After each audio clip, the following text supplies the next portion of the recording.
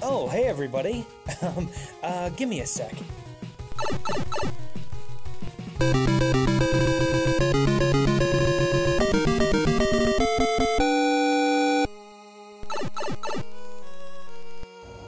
Hello everybody, Sega Sean here, and tonight is the night. As of this video's publication, it is now January 12th, 2017, and tonight, Nintendo is going to deliver all the latest details on the Nintendo Switch, most of which are not known, including games, specs, all that stuff. And this video right here is to summarize most, if not all, of the rumors and predictions that have been circulating the internet as of this month, and probably a little bit farther than that too. I will also be giving my own take on these predictions and rumors as well. Also, just to let you guys know, a lot of these rumors are coming from a person named Laura K. Dale. She's been pretty sufficient with rumors from before with other systems and video games alike. So I'm going to try and find a source and post it in the description below if you're curious. But yeah, she is pretty much the main perpetrator behind a lot of these rumors. So let us begin with some of the technological rumors surrounding the system itself, beginning with the memory space. Yeah, a lot of people are worried about that, including myself, because the Wii U only had at its highest 32 gigabytes of space. Of course, that can be extended with a hard drive itself, but, you know, why buy more when you could have it when you open the system on day one? Anyway, so a lot of the rumors state that it's going to have 32 gigabytes of space. Again, like the Wii U. No rumors on a bundle or not. Of course, that was posted in my previous video, but those rumors were proven to be mostly false. If there are two bundles, though, I would absolutely love it to have more memory right out of the box.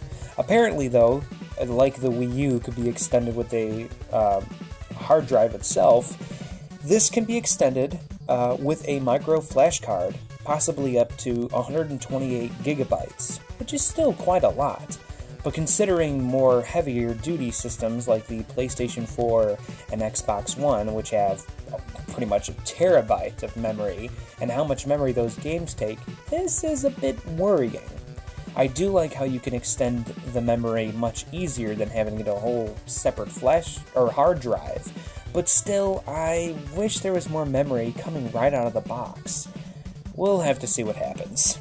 Another big worry for a lot of gamers wanting to buy the Switch is the battery life of the system itself. As we all know by now, the system is in your hands. It's portable too. And the Wii U gamepad never had great battery power, lasting at a maximum of 4 hours. Of course, once again, that could be extended with a battery, but apparently what would you call it? The system itself, the Nintendo Switch, you cannot replace the battery to extend the life due to technological reasons. Maybe somebody can figure something out, but apparently the battery life is only going to be 3 hours. That's a bit short. Personally, I don't think I'll be taking this too often on the go, either way. I understand it's like the only gimmick that the system has, including, well, I should say also the switch-outable controllers, but even still, I don't take my home console video games on the go. Of course, I don't travel that much either, but for people that like to travel, yeah, maybe this could be a little problem. As shown in the preview trailer, teaser, whatever you want to call it, where people were bringing their Nintendo Switches on a plane, I believe they have power outlets in the planes themselves now. I guess depending on where you sit, coach or first class or whatever. But even still, I could have sworn that that was the case, so I don't see it being too much of a problem. And even still, you know, the system is the screen itself. People have to understand that. So to take this thing outside, you know, in the backyard or something like that, as long as you're in a safe area where no kids are and stuff, I mean, you wouldn't want this thing to break. It's the system itself. It's not like a Wii U gamepad. And even still, replacing a Wii U gamepad can be a bit expensive. So yeah, this probably wouldn't be as wise to take it out unless you knew you know you're going to be in a safe space where there's not anything really reckless going on. So yeah, the battery power really doesn't bother me that much. And as we know, another big factor too is that people are worried about, oh no, the battery life and stuff. People, you gotta remember, the system, when you're playing it at home, maybe this is what people are worried about, how, oh no, I'm holding it in my hand like a Wii U gamepad, it's gonna run out of power. That might be the case, but remember, you leave the system itself in the docking station in your home.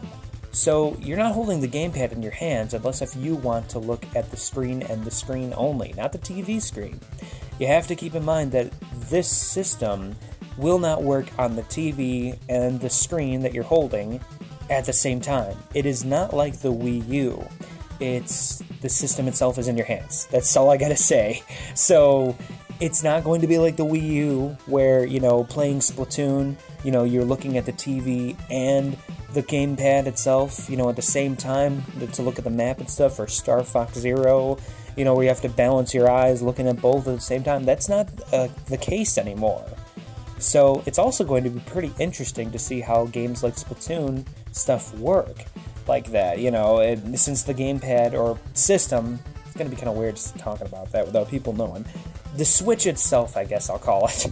The Switch, it's going to be pretty interesting to see games like Splatoon be played in that way, like something like out of Call of Duty or something, or Battlefield, I don't know, whatever, where, because they never really had to balance two screens, so I guess it's not that big of a deal. But then you have certain gamepad-specific items, like, I don't really remember the names of them, but, that big missile that you get as a special move, you can't click on the gamepad anymore, so maybe the map will appear on the screen?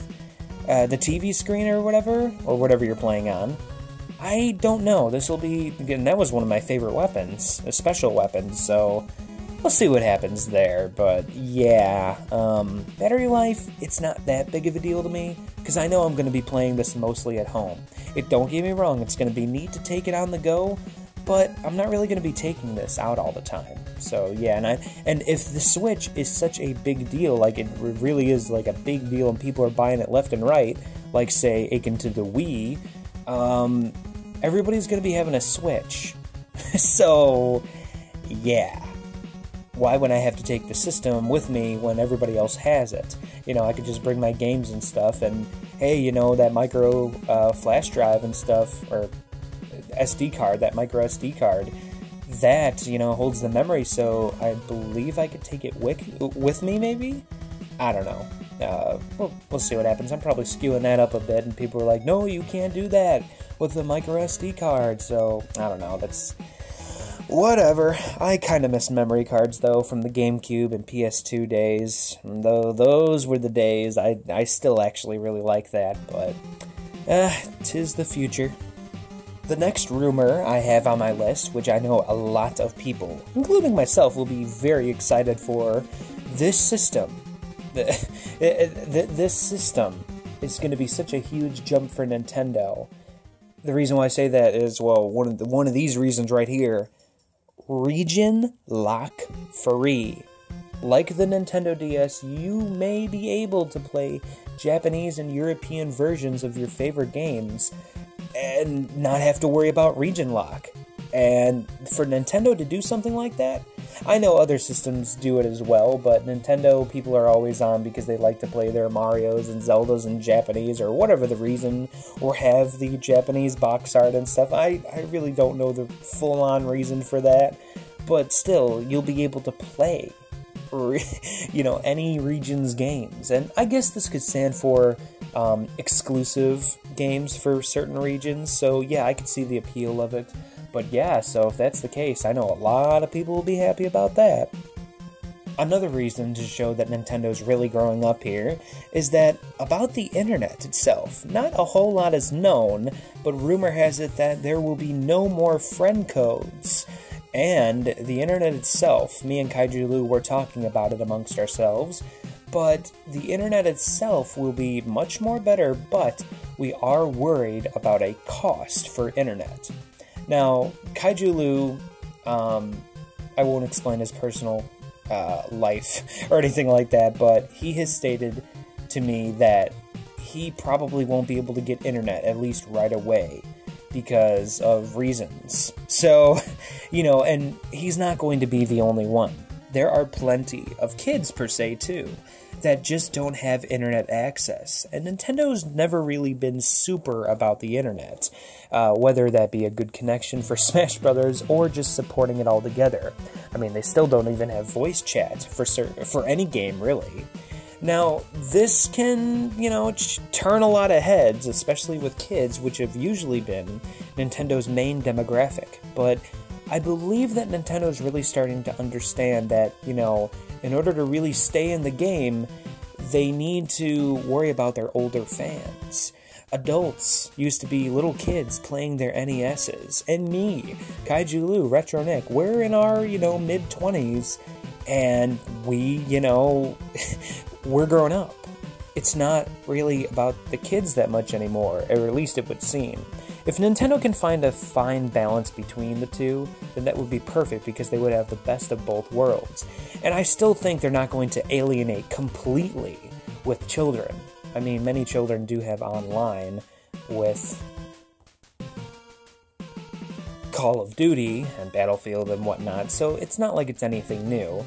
And most people do have internet, but even still, to pay for it is a big step in the wrong or right direction for Nintendo. Nintendo has always had free internet, and probably because there isn't a whole lot going with it, at least right now.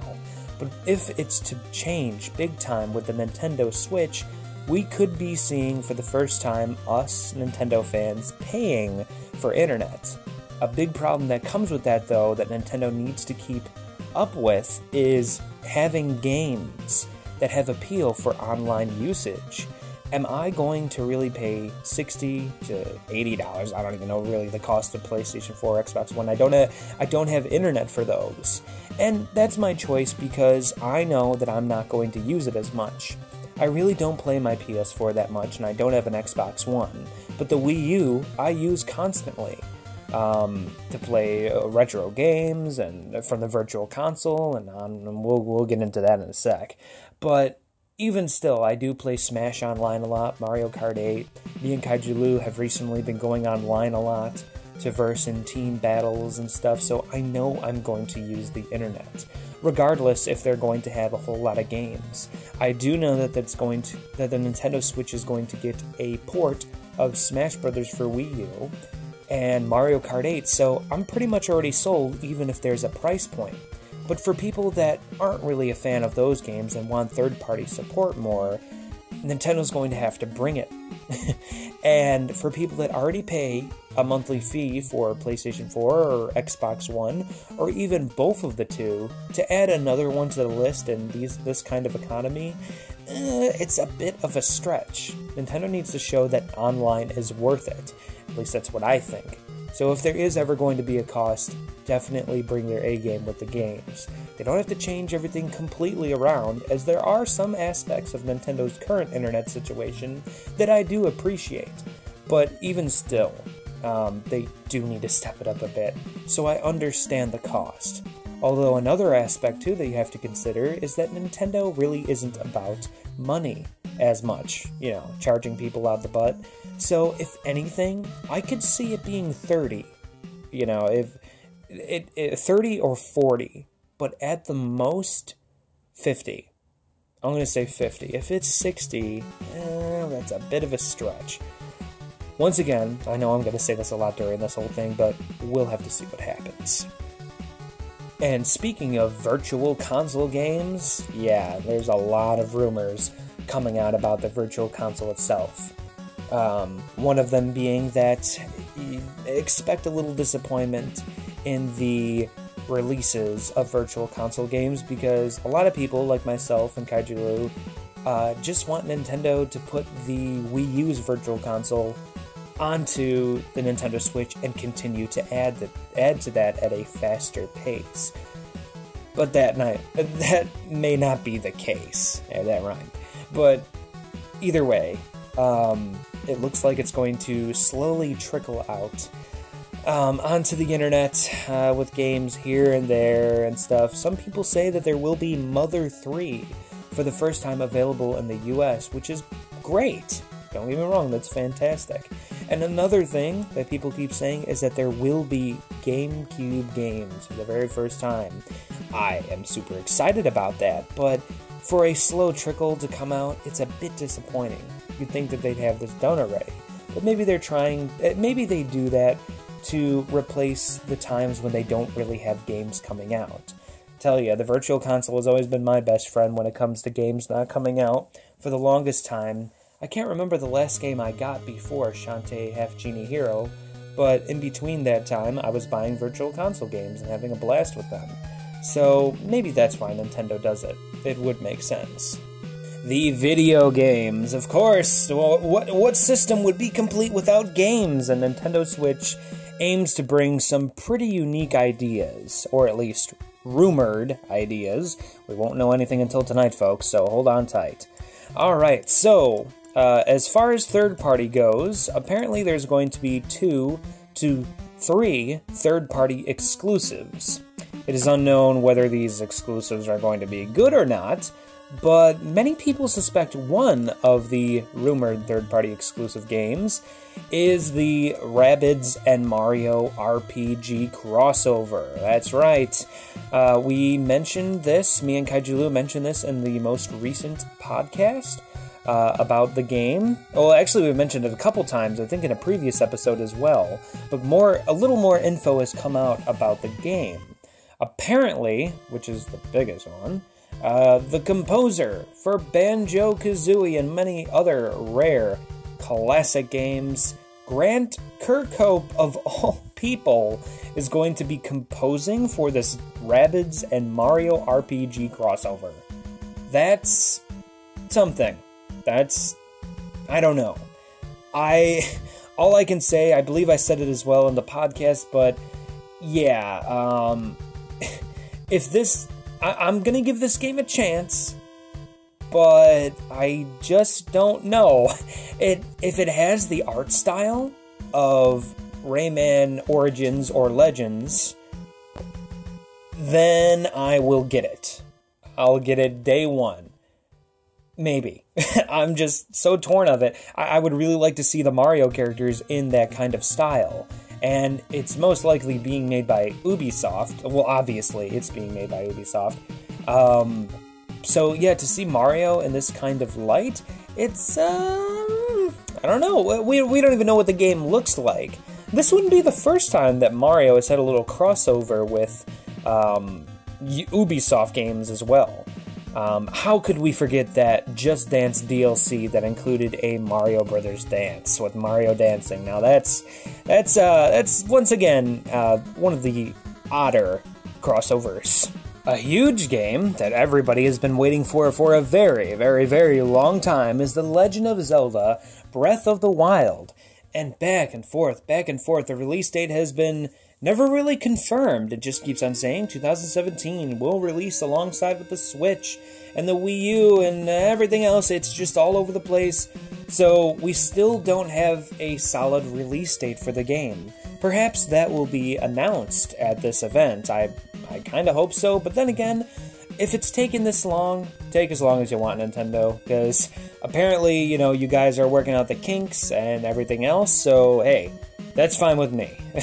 You know, it ain't gonna be turning into some Mighty Number 9 shit if the demo impresses you as good as it did during E3 last year, so yeah, don't worry. This game will be good. Depending on where it goes, though, we'll find out. And one aspect I actually overlooked was achievements. Somebody apparently is saying that achievements are possible? Personally, my take on it, I don't really care. It's just been an extra thing to annoy completionists and stuff like that. Yes, I'm looking at you, the completionist, and you know, whenever you see achievements, yeah, that's They're all right. I mean, I get their appeal, but I'm just nah. It's not really a big deal to me. It's neat. It's a neat little thing, but why can't that be added into the game?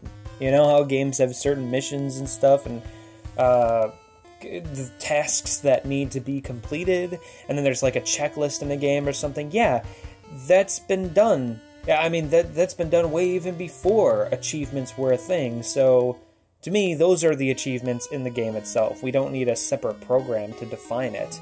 But if there is, then so be it.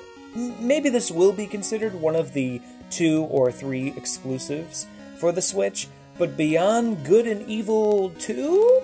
A lot of people have been saying that Beyond Good and Evil, the one that's coming out for the Switch, is not going to be, you know, a super... Like, it's not going to be a huge sequel or anything. It's actually going to be a reboot of sorts, a reimagining. Regardless, this game apparently is supposed to come out in September, as well as that Rabbids RPG with Mario, so there's 2 games right there. Maybe it will come out in September. Regardless, though, this Beyond Good and Evil exclusive for the Switch will only be exclusive for 12 months, so basically a year. So that's why I'm like, maybe this is considered one of the exclusives, at least for a year. So yeah, that would make sense. So yeah. And speaking of more games, how about Mario Kart 8 for the Nintendo Switch? Who knows what it's going to be called? Maybe Mario Kart 8 Director's Cut. I've heard a lot of names like that. Mario Kart 8 Switch. We'll see what happens there. But apparently, EB Games has leaked on one of their websites, I think in Europe, but then again, this has apparently been debunked. It still brings up the question as to what's inside this Director's Cut. Apparently, the leak, though, on EB Games says that it will have a new battle mode, 24 new tracks, and 10 new characters. Hey, I'm all for that. In fact, I want that in this Director's Cut, because there's so much more potential that Mario Kart 8 could have with more tracks, and I don't want them to rush it, of course. They've had plenty of time, a few years, especially with the assets that they already have, so yeah, regardless, yeah, no, 24 new tracks in this game, that's practically a second Mario Kart game, and 10 new characters and new battle mode. I think we're all praying that that new battle mode is really just the old battle mode from previous Mario Kart games that people love. So I'm really hoping that's it. Maybe they'll... I don't know how they'll work it out, but yeah, no, I'm pretty... If that's the case, if this is actually real news, yeah, no, I think everybody's wanting that, so that'll make a lot of people happy, including myself.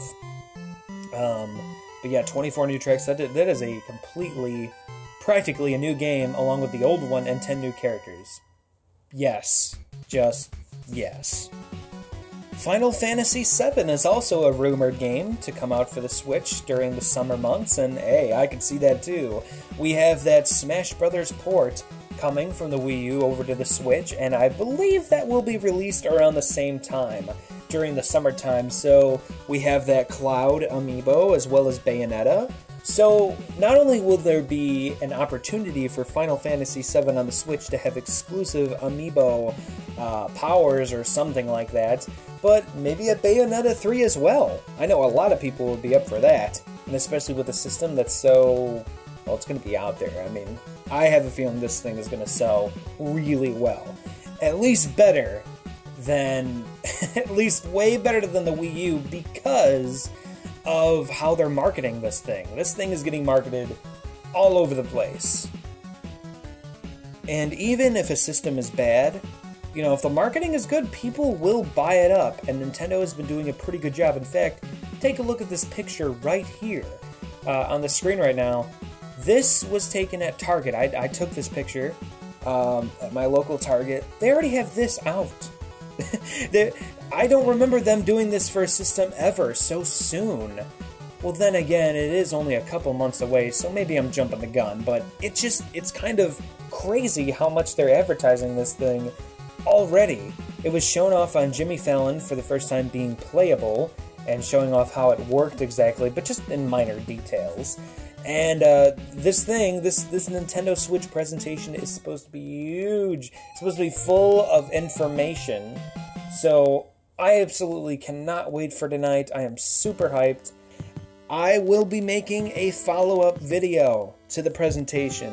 I'm going to record it right after I watch it, and I'll give my 2 cents on it. It's pretty surreal how fast time is approaching for this thing to release, so it's a day one buy for me regardless. I'm waiting in line. I don't care. If there's an ability to pre-order it, then I will, but I want to wait in line. I've always wanted to do something like that. I think I mentioned in one of the podcast episodes that it's been on my bucket list for the longest time, so that still stands. Whew. So thank you guys so much for watching. Have a fantastic day or night, and I will see you tonight. Or, well, technically tomorrow if I can't get the video up in time. But regardless, it's time, my dudes. It's time. It's time to get hype. Let's go. Oh, and everyone, really quick, I'm so sorry. I'm actually recording this separately on a different day, actually, while I'm editing it right now, because I completely forgot, and I don't even know if I mentioned it in the video itself, but I've made the official Super Game Strikers Nintendo Switch presentation bingo card. It's right on the screen right here. So feel free to screenshot this and, yeah, try and see if we get a winning bingo. I definitely will be playing it. And, yeah, expect a video tonight, either right after the event or in the early morning of tomorrow on Friday. So yeah, once again, sorry for this late last minute thing. Sorry, you can go now. Bye bye. Thanks for watching.